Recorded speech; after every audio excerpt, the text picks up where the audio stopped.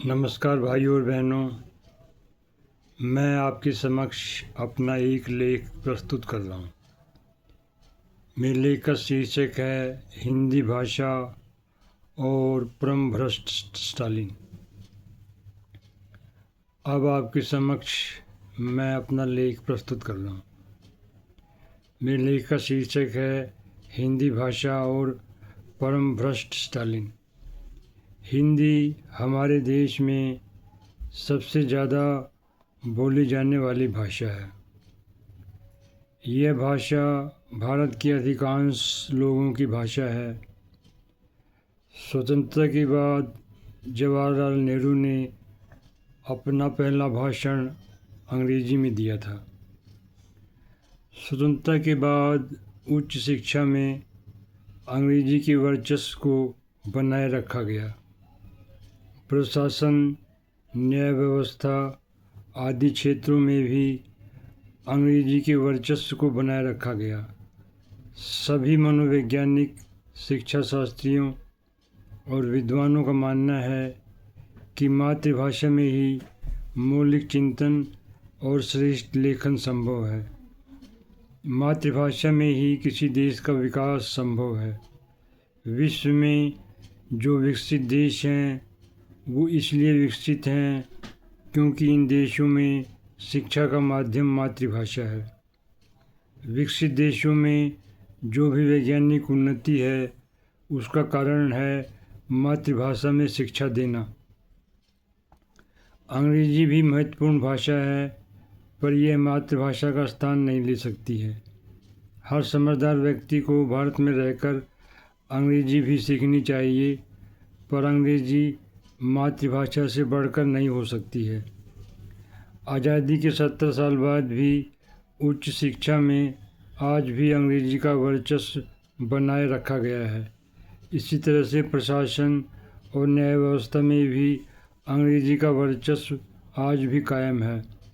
मोदी सरकार भी अंग्रेजी के वर्चस्व को समाप्त नहीं कर पाई है। एक ऐसा अंग्रेजी प्रेमी इकोसिस्टम भारत में है जो कि अंग्रेजी के वर्चस्व को भारत में बनाए रखना चाहता है। इस इकोसिस्टम को नष्ट करना बहुत ज़रूरी है। पिछले 10 सालों में मोदी जी ने हिंदी के विकास के लिए बहुत ही श्रेष्ठतम और महानतम कार्य किया है, पर अंग्रेजी के वर्चस्व को मोदी जी और भाजपा नष्ट नहीं कर पाए हैं। जर्मनी आज एक विकसित देश है।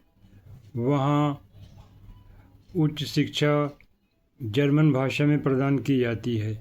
इसी तरह से वहाँ पर सारे अनुसंधान कार्य जर्मन भाषा में ही होते हैं। वहाँ की प्रशासनिक व्यवस्था में के भी सारे कार्य जर्मन भाषा में ही होते हैं। इसी तरह से वहाँ की न्याय व्यवस्था के भी सारे कार्य जर्मन भाषा में ही होते हैं। वैसे वहाँ के लोग अंग्रेजी बहुत अच्छी तरह से जानते हैं, पर जर्मनी के लोगों ने और सरकार ने प्राथमिकता जर्मन भाषा को ही दी हुई है। इसी तरह से फ्रांस, जापान, अमेरिका, इंग्लैंड आदि देशों में अपनी भाषा को ही प्राथमिकता दी हुई है। भारत ही एक ऐसा विश्व का विचित्र देश है जो कि आज भी अपने सिर पर अंग्रेजी को लादे हुए है। भारत के अधिकांश प्रशासनिक अधिकारी, भारत के अधिकांश डॉक्टर, भारत के अधिकांश न्यायाधीश, भारत के अधिकांश इंजीनियर, भारत के अधिकांश प्रोफेसर, भारत के अधिकांश पत्रकार, भारत के अधिकांश वैज्ञानिक और भारत के अधिकांश नेता अंग्रेजी के वर्चस्व को बनाए रखना चाहते हैं। इन्हीं लोगों ने हिंदी और क्षेत्रीय भाषाओं को दोयम दर्जे की भाषा बनाया हुआ है। ये लोग नहीं चाहते हैं कि हिंदी और क्षेत्रीय भाषाएं उच्च शिक्षा का माध्यम बने, प्रशासन और न्याय व्यवस्था का माध्यम बने। स्वतंत्रता के बाद से ऐसे लोगों ने अंग्रेजी को खूब बढ़ावा दिया और हिंदी और क्षेत्रीय भाषाओं को दोयम दर्जे की भाषा बनाए रखा। ऐसे ही लोग गुलाम मानसिकता से पीड़ित हैं। ऐसे लोगों के कारण अंग्रेजी बोलने वाले श्रेष्ठ बन गए हैं और हिंदी और क्षेत्रीय भाषाएं बोलने वाले घटिया बन गए हैं। हिंदी विश्व के अन्य देशों में भी पढ़ाई जाती है। हिंदी बहुत ही वैज्ञानिक भाषा है।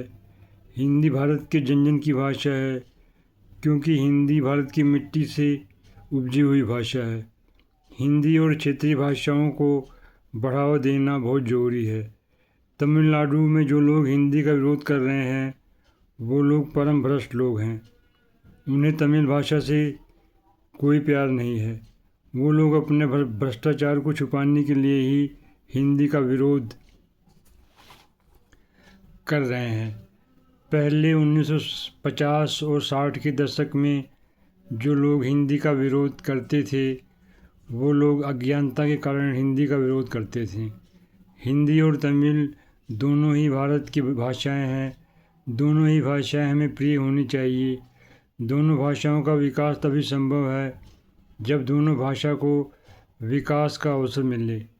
भारत की सभी भाषाएं हमारी अपनी भाषाएं हैं, इसलिए हर अच्छे और सच्चे भारतीय को सभी भाषाओं का सम्मान करना चाहिए, क्योंकि भारत की सभी भाषाएं भारत की मिट्टी से ही जन्मी हैं। इसलिए भारत की सभी भाषाएं हमारी अपनी भाषाएं हैं।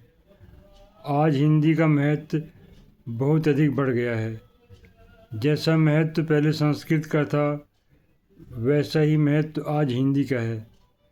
पहले 1950 और 60 के दशक में तमिलनाडु के विकृत नेता ये सोचते थे कि हिंदी ऊंची जातियों की और उत्तर भारतीयों के ब्राह्मणों की भाषा है, पर बाद में हिंदी जैसे जैसे फैलती चली गई तब इन्होंने देखा कि हिंदी तो सबकी भाषा है।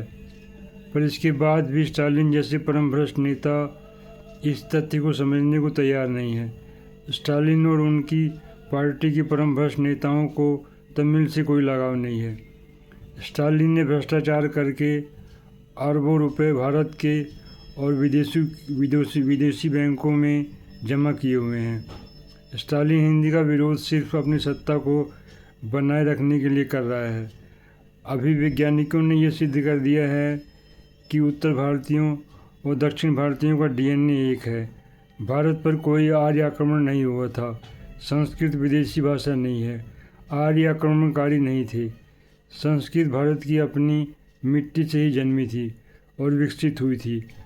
पर इन सब तथ्यों के बाद भी परम भ्रष्ट स्टालिन और उसकी पार्टी अपने आप को सुधारने के लिए तैयार नहीं है। जिस पार्टी का नाम ही गलत और विकृत विचारधारा के नाम पर हुआ हो वह पार्टी विकृत तरीके से ही सोचेगी। द्रविड़ मुनित्र कड़गम स्टालिन की पार्टी का नाम है। द्रविड़ और आर्य एक ही हैं, पर स्टालिन को सत्ता को हथियाना है और भ्रष्टाचार करना है और अपने भ्रष्टाचार को छुपाना है। इसलिए वह तमिल अस्मिता के नाम पर लोगों को भड़काना चाहते हैं और अपनी सत्ता को बनाए रखना चाहते हैं। पर आज ज़माना बदल गया है। अब सब कुछ इंटरनेट पर उपलब्ध है। अब कोई पार्टी जनता को उल्लू बनाकर सत्ता पर कब्जा नहीं कर सकती है ज़्यादा दिनों के लिए। तमिलनाडु के मुस्लिम अरबी भाषा में नमाज पढ़ते हैं, पर स्टालिन ने कभी भी उनका विरोध नहीं किया कि वो लोग अरबी में क्यों नमाज पढ़ते हैं। अभी कुछ दिन पहले उदयनिधि ने कहा था सनातन डेंगू मलेरिया है, पर अन्य धर्म डेंगू मलेरिया नहीं है, उसमें सब कुछ ठीक है। अभी कुछ वर्ष पहले भारत में योग की क्रांति हुई थी। योग की विचारधारा में ना तो कोई जातिवाद है और ना ही कोई भ्रांति है। पर स्टालिन ना तो योग करते हैं और ना ही उन्होंने योग दर्शन को पढ़ा है। योग की उत्पत्ति वेदों से हुई थी। वेदों में किसी तरह की कोई भ्रांति नहीं है। ये बात स्वामी दयानंद सरस्वती ने 150 साल पहले ही सिद्ध कर दी थी। पर जिसे ना तो कुछ पढ़ना है और ना ही कुछ समझना है, उसके लिए सब कुछ व्यर्थ है। इसलिए परम भ्रष्ट स्टालिन और उसकी पार्टी को सत्य को समझ लेना चाहिए, नहीं तो उनका विनाश निश्चित है। इस तरह भाइयों और बहनों, मेरा ये लेख समाप्त होता है। मेरे वीडियो को देखने के लिए और मेरे लेख को सुनने के लिए आपका बहुत बहुत धन्यवाद। नमस्कार। वंदे मातरम। भारत माता की जय। भारत अमर रहे, भारत के लोग अमर रहें, भारत विकास करता रहे। जय हिंद।